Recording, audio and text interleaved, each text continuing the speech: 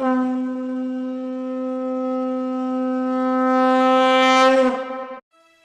પેલો હોળી આવી જા લુગડા બુગડા નું કર્યું?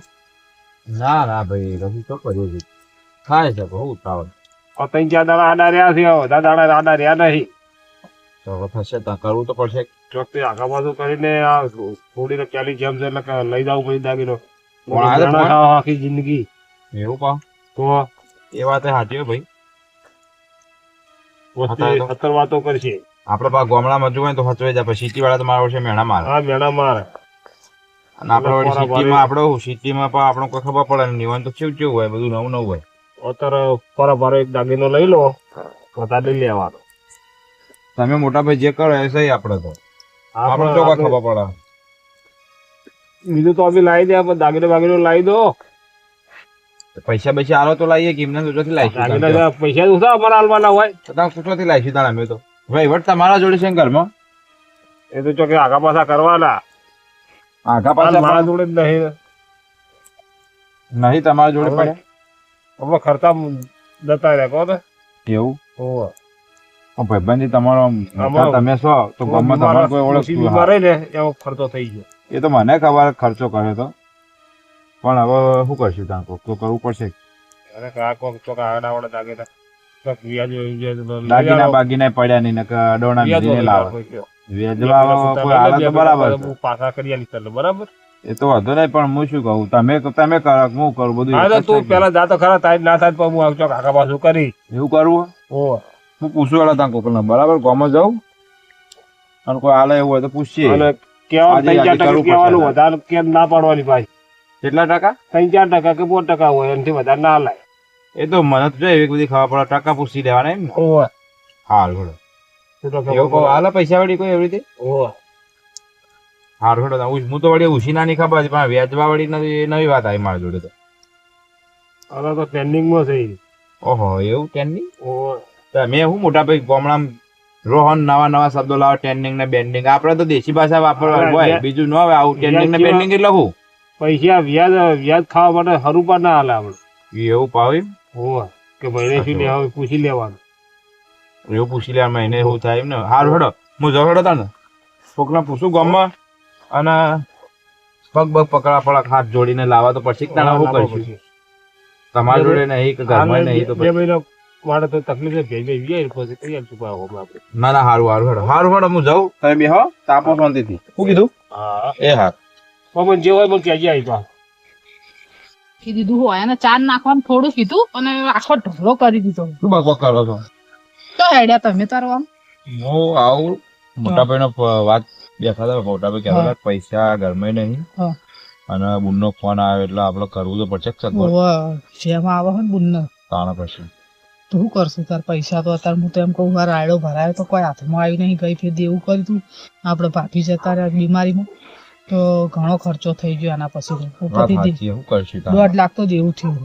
સાચી વાત. એ તો ભરાતું નહીં. એ ભરાતું નહીં. મારો પગાર મેં આવતો નહીં. પગારે જાય બારોબાર એમ નહીં જમા થાય. એ સોડીનું હાચવું પડશે. પેલી જેમ હોય એટલે સોડીનું હાચવું પડશે. વાત સાચી. એ હાચ્યા વગર તો આપડે ભાઈ એ ભાવ સીટી હે. આપડે ગામડા જે હોય તો કોઈ સમજીએ ખરા. એ તો પાછું થોડી રોજ વાપરવું પડે કે તાર ભાઈ તો આમ નથી આમ, તું તો બૂમો પાડી કશું લાય નહીં એવું થયા તો ના હોય તો વાત સાચી.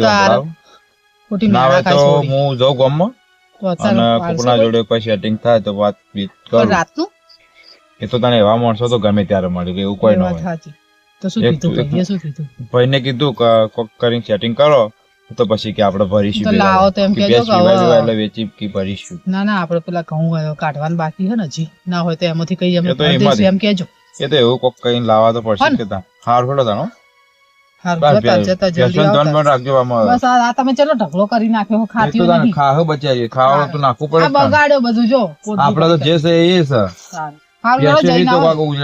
કોઈ નહીં ઢોર વગર તો આના પર તો હવે ઘર હેડ હાલ. સારું હેડો જઈને આવતા. ભાઈ ના જોડે ચૈતર મોકવા એને બધું હતું એટલું બધું વેચી રહ્યા હોય ને અમારું હતું એ વેચાઈ ગયું.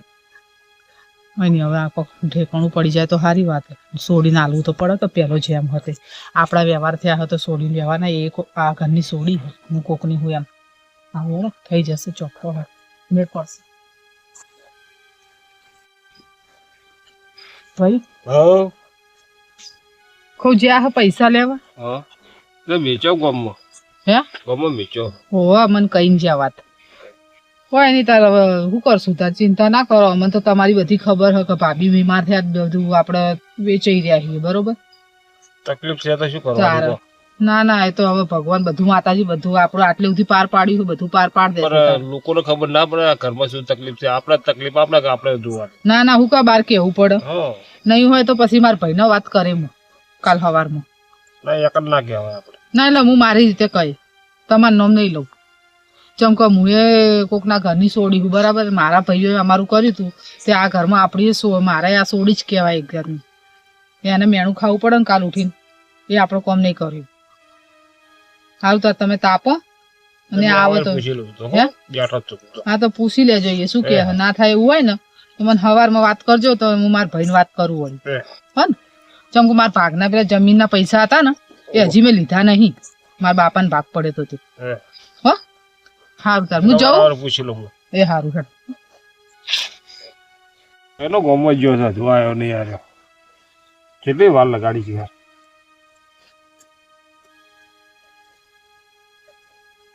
હા ભગવાન જઈને આવ્યો હું ભાઈ જઈને તો આવ્યો ભાઈ પણ શું કહું તમને કે કોઈ ઠા પડ્યો નહીં એવું થયો કોઈ ગામમાં વાપરતું જ નહીં આપણી વાત જ.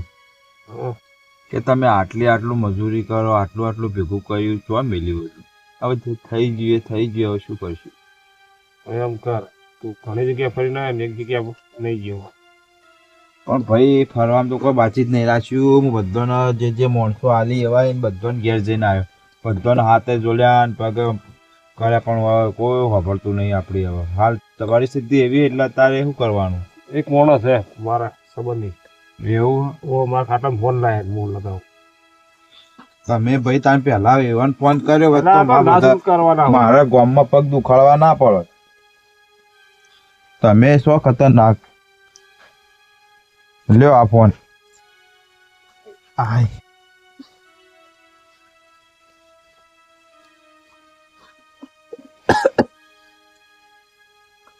લાજો કે નહીં હલો માધુબા બોલ્યા આવડી માં હા બોલો બોલો ઈદાભાઈ બોલો થોડા પૈસાની જરૂર હતી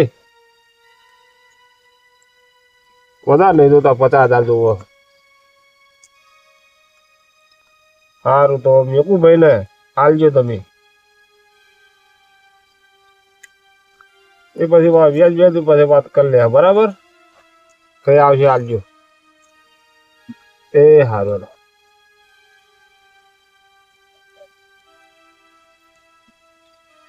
એ હે ભાઈ આ માધુબા કોણ છે આપણા ગામમાં તો કોઈ છે નહીં છે ગમત છે તમને તો ખબર જ નહીં કાંઈ આપણા દુકાન નહીં ગમમાં નાકામ ઈ રીત કરી એમનું આપણો પેલો ગલ્લો રહ્યો ઓવે ઈવન નો માધુભાઈ ઓવે ડોહાલ નો શી ખબર તને આપણે તો ખબર ન હોય આ તો જાય કર હાલ છે તને આપણો તો શેતર ને નોકરી શેતર ને નોકરી નવરા હોય તો ખબર હોય કે અન્નો માસ હે.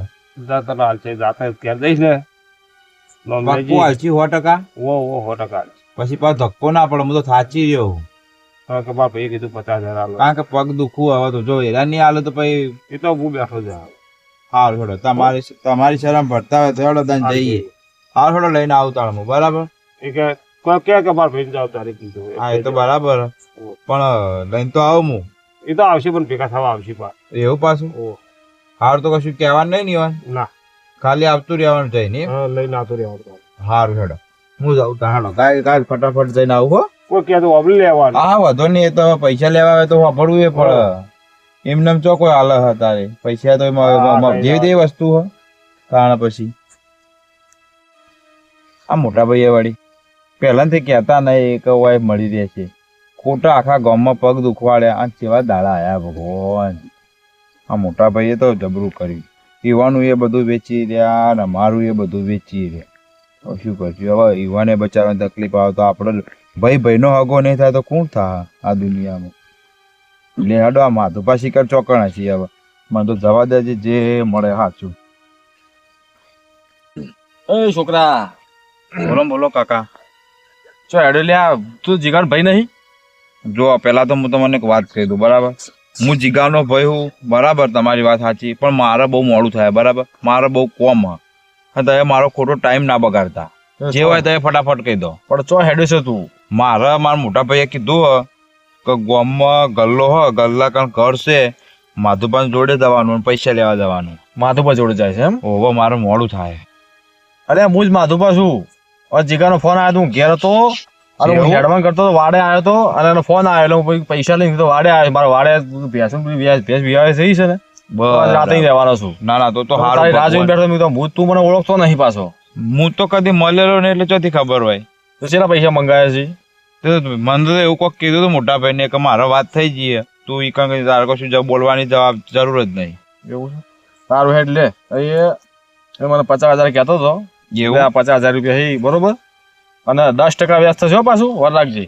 હા, એ તો મોટા ભાઈને તમારી વાત તો કરી જશે ને, વાહ. મોટા ભાઈ જોડે તમારી વાત તો થઈ જશે ને. હા, 10% વ્યાજ કહેજે તો તારા ભાઈને. વાંધો નહીં. એવું, હા, તમે પૈસા અત્યારે આલ્યા ને બહુ સારું કામ કર્યું, કારણ કે અત્યારે અમારે હાલ જરૂર હતી. અમારે બુનનું જે અમને બધું એ છે તે કોઈક દાગીનો લઈ જવો પડશે પાણી માટે. પાવ સારું, તો 10% કહેજે તારા જીગાન. હો, હારું હેડો. હો, હારું ભાવ વ્યાજ તૈયાર રાખે પાછા. શું કીધું? હારું હારું. હો વ્યાજ ભાવ. મોડું થાય ને તો પછી મજા નહીં રહે. કહેજે પાછા એને. હા, વાંધો નહીં. એ તો કશો વાંધો નહીં. ચો નહીં જવાના અમે હારું. ગમ મેલીને.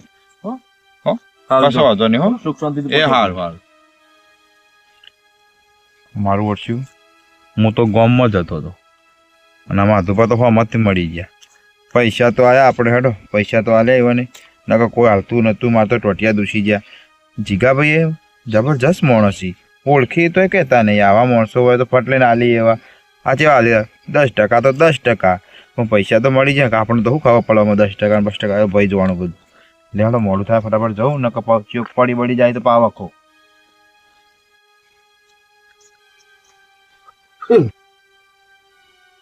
હાય એ ભગવાન. જયરાય ભાઈ ગોમમાં ઓહો, જઈને આવે ભાઈ. બે ભેગા થયા.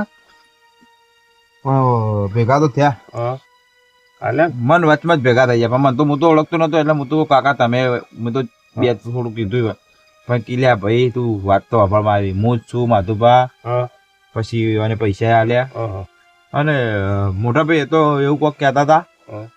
કે 10% એવું કોક કહેતા હતા. એ તો આ તો હાલ પૈસે સગવડ ને 10% લેવા તો પડશે. એ તો બરાબર, પણ ભાઈ 10% તો વધારે ના કહેવાય. બધા તો વધારે હતા, લાલ શું કરે તાર?